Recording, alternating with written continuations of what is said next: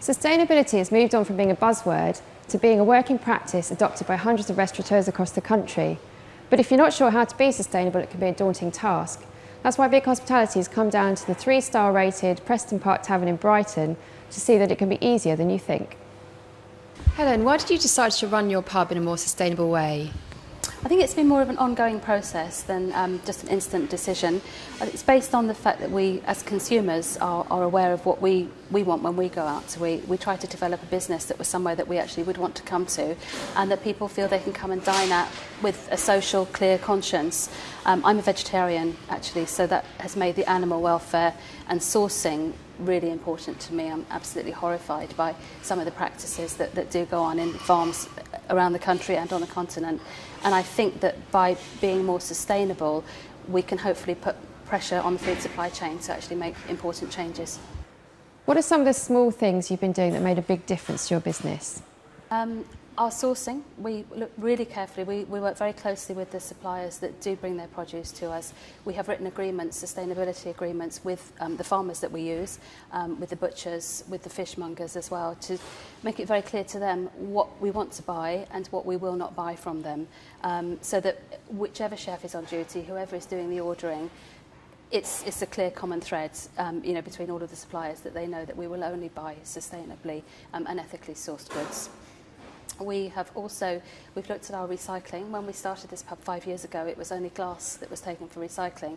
The more aware, again, as consumers, the more aware we became of the need to recycle at home, it became obvious that we had to bring that into the workplace as well. And through a lot of sourcing and a lot of hard work, we now manage to recycle everything. It's our paper, card, plastic, cooking oil, and most recently our food waste, which is now we're running a one-month scheme where food waste is actually also being recycled, which is it's a really good feeling for us. We've reduced our waste by 75%. There's lots of really simple things that you can do, actually. We've got limiters on the valve that fills the urinals, so that limits the amount of water that's being flushed. Quite a lot of urinals are actually flushed every 20 minutes, and that is 24 hours a day. So by just putting a really small piece of equipment in there, you can actually drastically reduce the amount of water that you're consuming.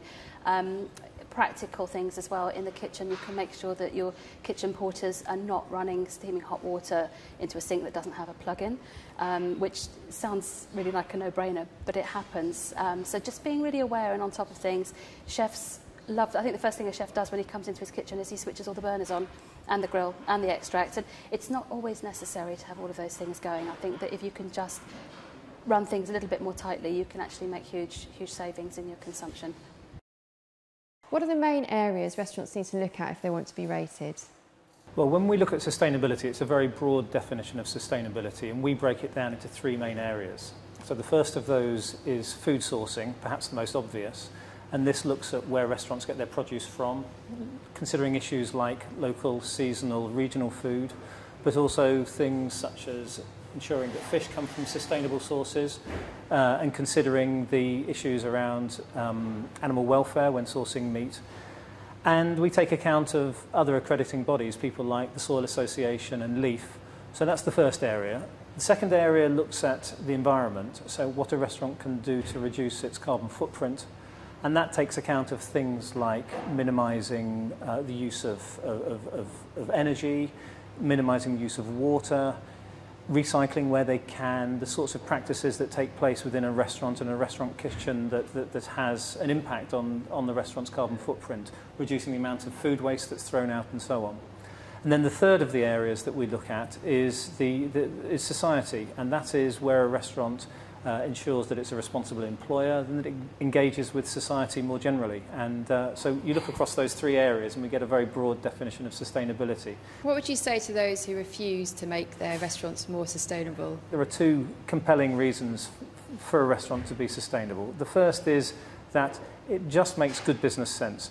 It's something that customers want. We've done research into this, and we know that diners, all things being equal, would much rather eat in a restaurant that takes seriously its environmental and social responsibilities. So in terms of bringing in customers and ensuring customers are happy, we'd ask them to look at sustainability from that point of view.